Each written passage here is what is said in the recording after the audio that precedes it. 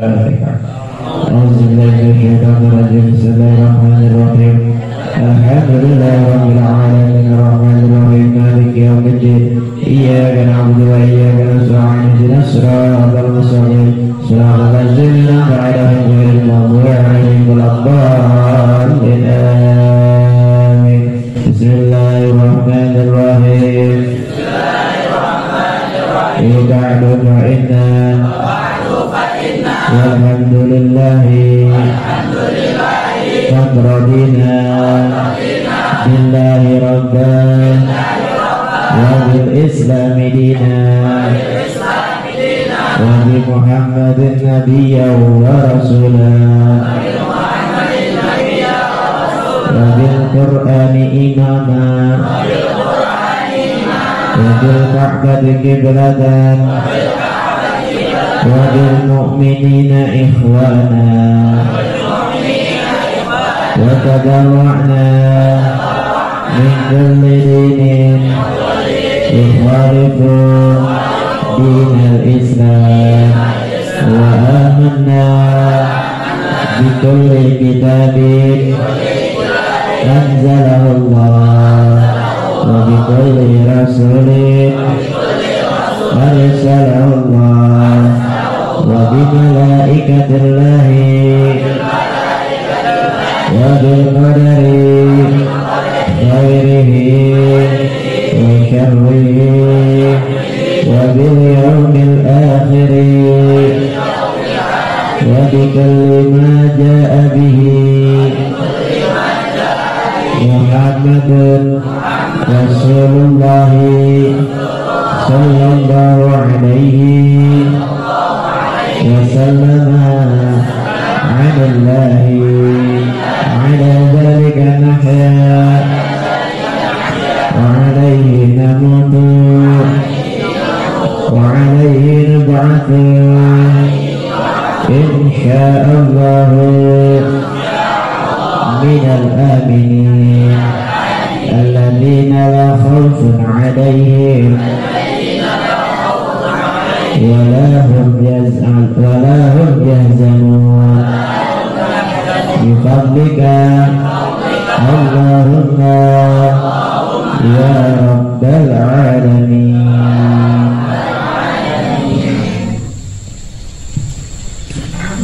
Ada kitab Ayyuhal Walad, bingung mau jelasin halaman berapa, kita ambil tanggalnya tanggal 22. Jadi saya ngebahas di halaman 22 ya, itu qala Syekhul Mu'allif rahimahullahu ta'ala wa adama nafabi wa bi barakati ulumihi fid daraini amin qala radhiyallahu anhu. Jadi ada cerita tentang Hatim Al-Asham ya, dia sahabat dari Syafiq Balkhi rahimahullahu ta'ala alaihima. Dia bertanya suatu hari ya kepada sahabatnya apa yang udah didapat selama 30 tahun taklim. Yang kedua kali bermanfaat nih, sesuai dengan tanggalnya, tanggal 22 Oktober. Selama 30 tahun taklim apa yang didapat? Kala, kemudian beliau menjawab, hasoltu samania fawaida minal ilmi. Aku telah mendapatkan 8 faidah dari ilmu. Kata dia, selama 30 tahun belajar ilmu, intinya katanya ada 8 faidah. Ya, wahia takfini minhu, dan itu cukup bagiku. Li anni arju kholasi, ya sesungguhnya aku berharap dari keselamatan tuh, wa najati, dan keselamatan juga fiha, di dalamnya. Faqala Syafiq, berkata Imam Syafiq, mahya, apa sih 8 kaidah itu? Qala Hatim Al-Asham, al-faidatul ula, faidah yang pertama nih. Jadi harus ambil kesimpulan ya. Ini luar biasa. Kita belum tentu bisa taklim sampai 30 tahun. Paling banter habis lulus SMP atau SMA pada nggak taklim lagi. Ya. Jadi Khatib Al-Asham itu taklim selama 30 tahun. Dari 30 tahun ilmu yang dia pelajari itu ada kesimpulannya 8 faidah katanya. Ya, kalau kita mempelajari 8 faidah ini itu bisa, kalau mengerti dan memahami, bisa seperti belajar 30. Karena kata beliau 30 tahun itu ibarat kata seperti 8 faidah. Cuman 8 faidah itu nggak bisa diceritain semua. Kayaknya cuma 2 malam ini. 2 faidah doang. Karena satu faidah itu panjang dijabat. Sambil ngopi aja sambil ngeteh gitu. Ya, karena ngantuk nanti habis makan. Dari perut naik ke atas ke mata. Capek.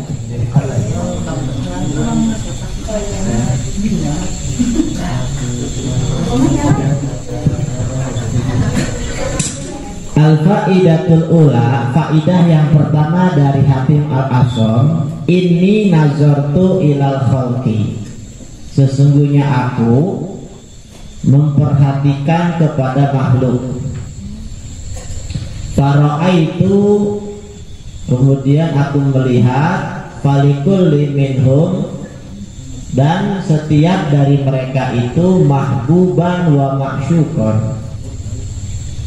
Ya, keadaannya cinta dan rindu. Yuhibbuhu wa ya'suquhu, terhadap apa yang dia cintainya dan apa yang dia rindukannya. Ya. Dia memperhatikan makhluk. Pada hakikatnya makhluk itu berkutat di antara rasa cinta dan rasa rindu. Rindu kepada yang dirindukannya, cinta kepada yang dicintakannya. Kalau kita kan cinta misalnya sama orang tua, rindu sama bapaknya yang udah meninggal kan gitu. Ya, itu koma dan si koma antara rindu dan cinta itu manusia dan yang diperhatikan. Wa ba'du zalikal mahbub, dan sebagian yang dicintainya itu yusahibu, menemaninya ila maradil mauti, sampai pada kematian, sakit kematian. Ya. Ketika Anda mencintai seseorang, ya, orang yang ente cintai paling banter ente cintai cuma sampai sakaratul maut atau sampai dekat-dekat kematiannya. Wa ba'duhu, sebagian lagi ila syafiril qabri, dianterin sampai pinggir kuburan karena cinta.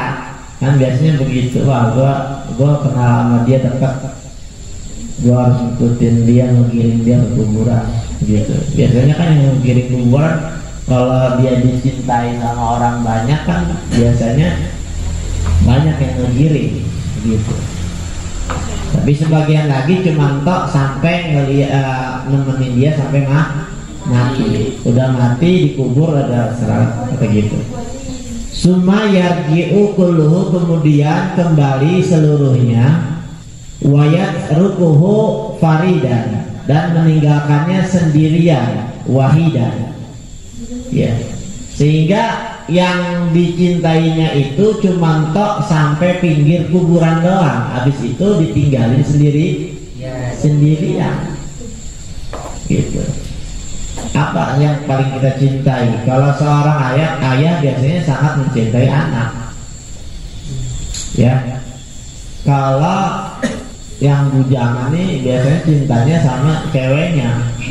Yang cewek juga cinta sama cowoknya biasanya. Gitu. Seberapa besar cinta ente, cuman sampai yang orang yang ente cintai, kalau ente mati cuman tok sampai nganterin ente di pinggir kuburan doang. Itu kata Khatib Al-Asham.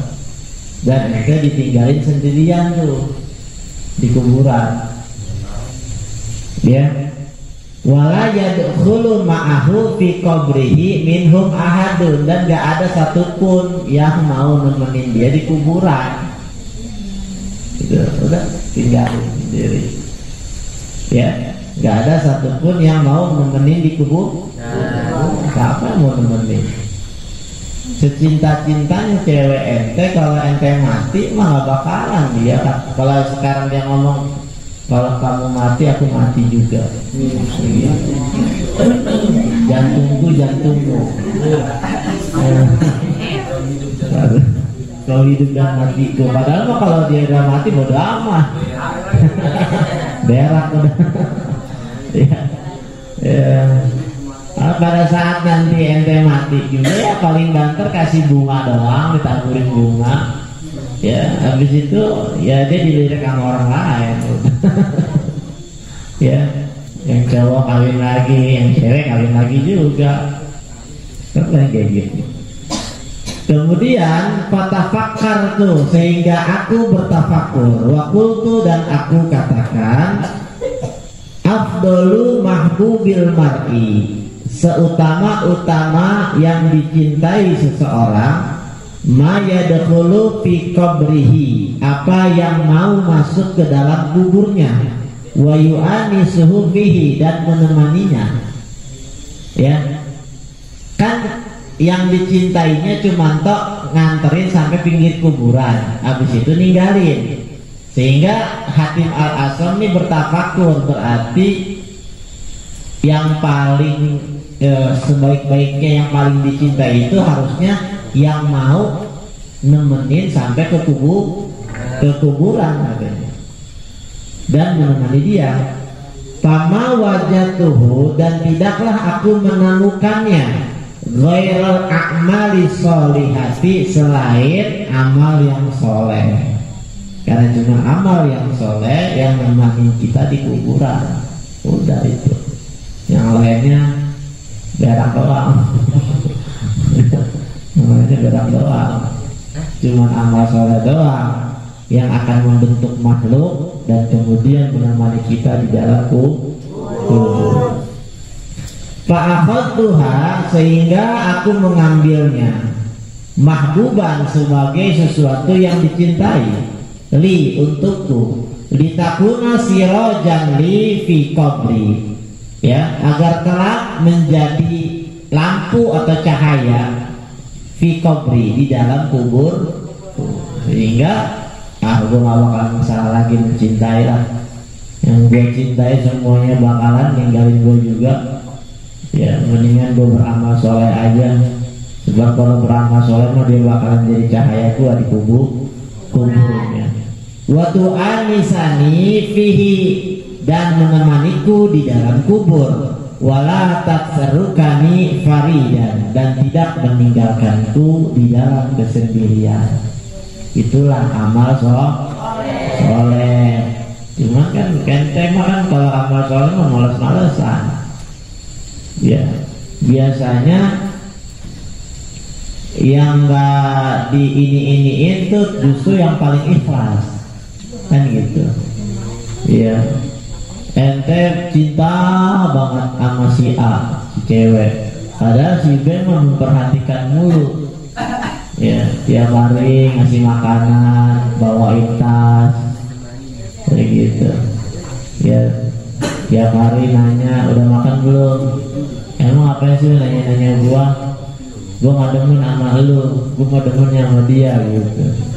Dia ngejar-ngejar si A, nggak dapet. Si B padahal dia selalu memperhatikan, dan pada kenyataannya ya kan, akhirnya ya udah begitulah. Ya, yang satu PHP, yang satu cintanya nggak bertepuk. Gitu.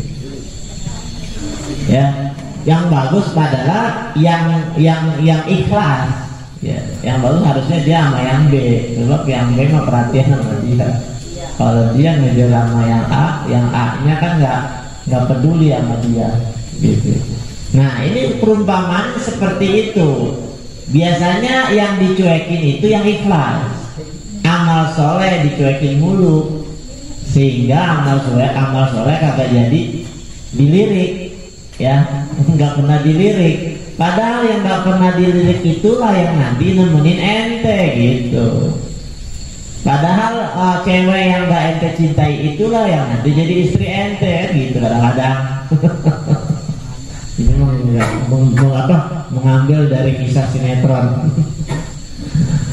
Itu faedah yang pertama. Jadi amal soleh nanti yang bakalan menemenin kita di akhirat. Jadi jangan salah pilih di dalam mencintai. Itu yang pertama.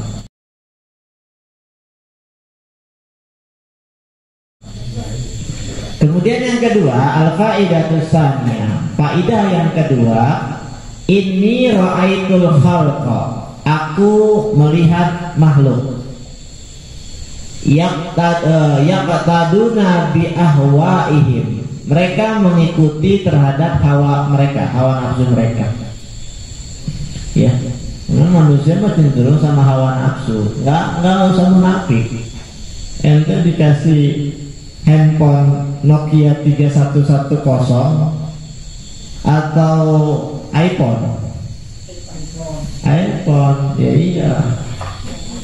Itulah gitu. Soalnya kan iPhone kan lebih bagus, lebih mahal gitu.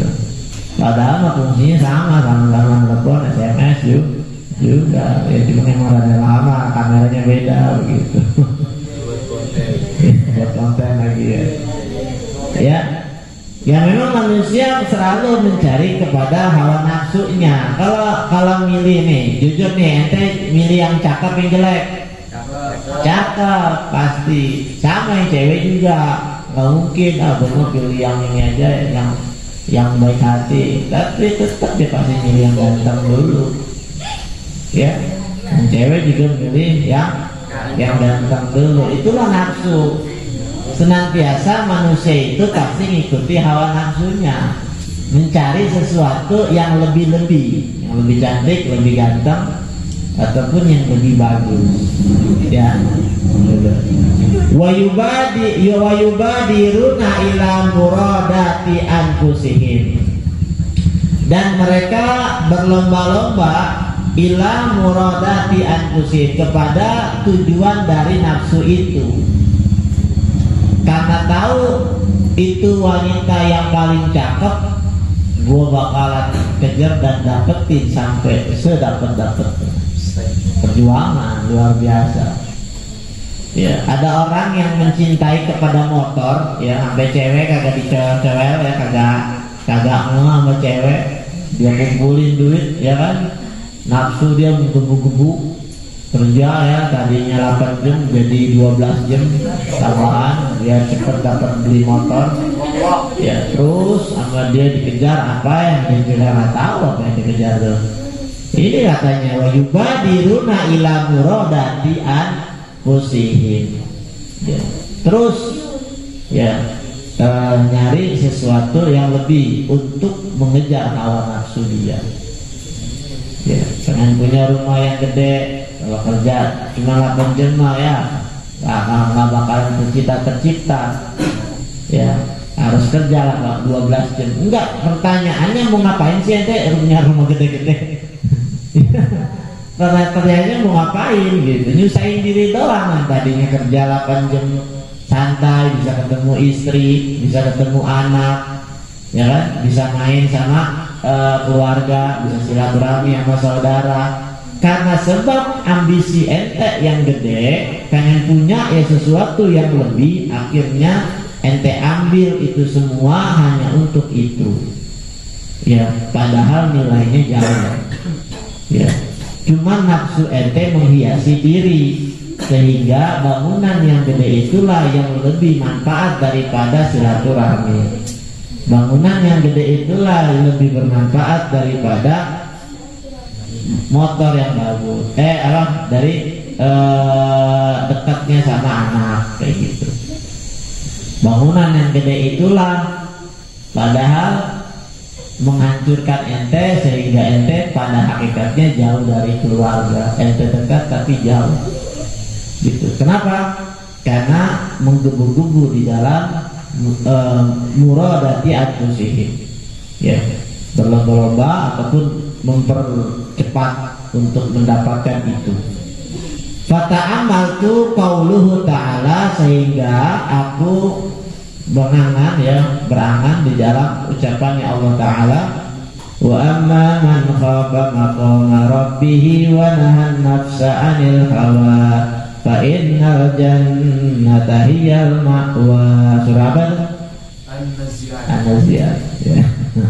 Dan amma, maka adapun man khafa, orang yang takut, maqama rabbih, ya, maqama rabbih, maqam Tuhannya, wa nahan nafsa, dan menahan nafsu, ya, mencegah nafsu, anil hawa, dari hawa nafsu, fa innal jannata, maka sesungguhnya surga itu, hiyal ma'wa, dialah yang tinggi. Watayakantu, sehingga aku berkeyakinan annal Qur'ana hakun shadiqun, bahwa Quran itu adalah benar, yang paling benar. Fabadartu ila khilafi nafsi, sehingga aku menyegerakan diri untuk berbeda kepada nafsuku. Kalau nafsu pengennya itu, dilawan sama dia, enggak itu. Ya, kalau nafsu menginginkan sangat cewek cakep, dia berbanding bukan mencari cewek jelek, bukan, tapi mencegah supaya nggak terlalu cinta sama itu, sehingga membutakan apa yang menjadi kondisi di sekitar, gitu. Jadi selalu berusaha memerangi bertentangan dengan hawa nafsu.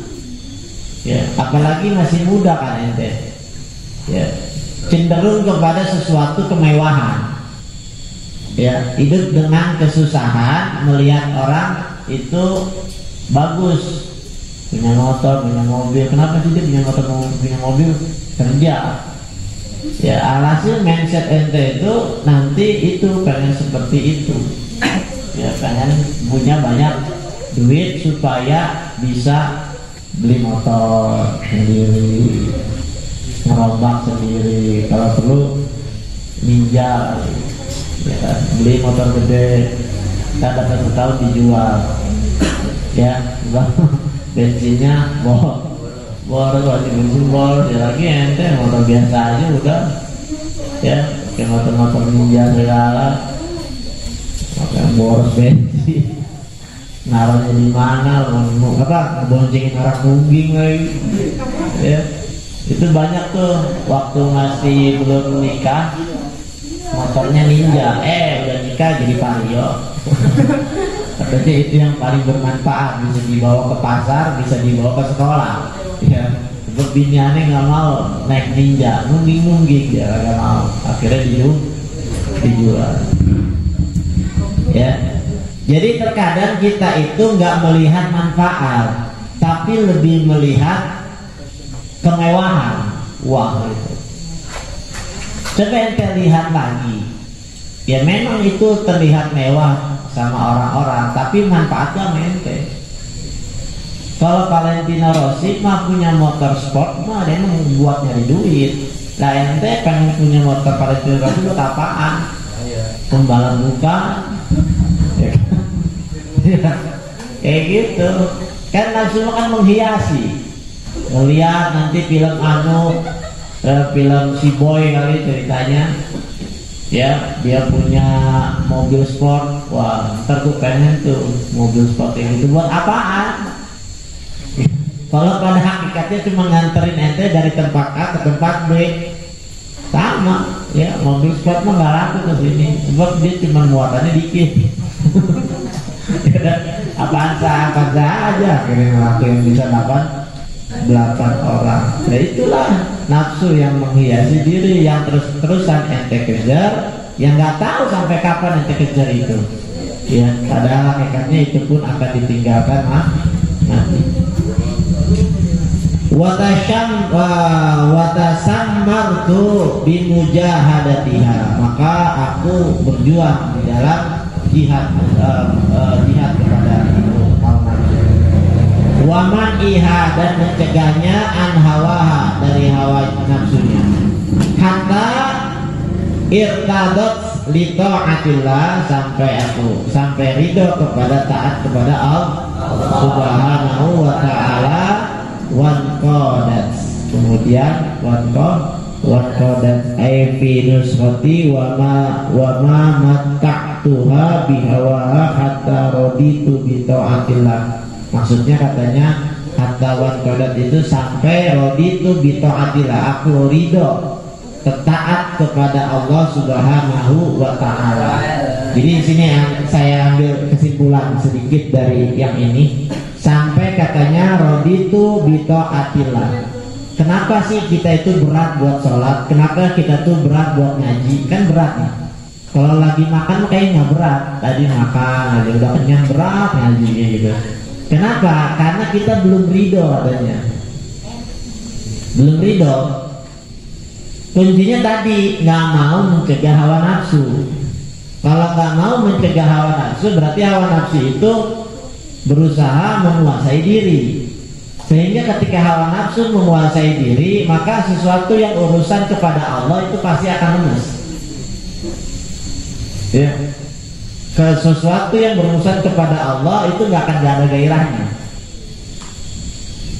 Ya, Anda akan berat mengatakan roditu, aku ridho, enggak, bullshit. Roditu itu dari sini, dari hati. Benar-benar dia itu sudah meredam hawa nafsunya sehingga dia benar-benar ridho terhadap ibadah itu. Kan gitu. Ya, kalau bukan karena cinta, mah ini kitab kayaknya susah untuk dibawa ke sini. Mana ada sih orang yang mau ke puncak bawa kitab? Paling banter kan hiburan, ya kan, karaokean, kemudian joget-joget, udah tidur pulas, subuh kesiangan, zuhur kelewatan, asar kebablasan, pulang, tabrak mobil, meninggal dunia, alhamdulillah. Ya, kalau bukan karena cinta, ya berat kita membawa ini, itu zikir-zikiran tidak sama orang, kayak gitu. Paling zikir, ya kan? Mungkin nggak tahu pernah zikir atau enggak di sini. tapi barang di merem ya kan, coba-coba itu Robi tuhil bila, yaitu jaga menjadi urusan Allah. Wa may tawakkal 'ala Allah fa huwa hasbuh. Wallahu a'lam. Ya Rabbi bil mustafa bil maqasidana wa firlana ma maqaya wasi'al karami antal habibul ladzi turja syafa'atuh min kulli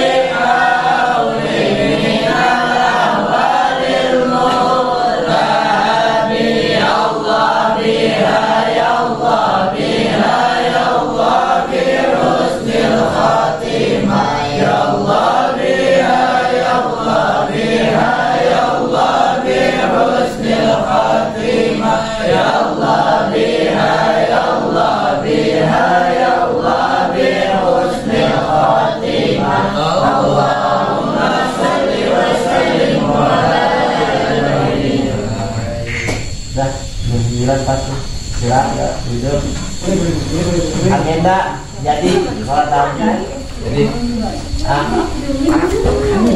cewek-cewek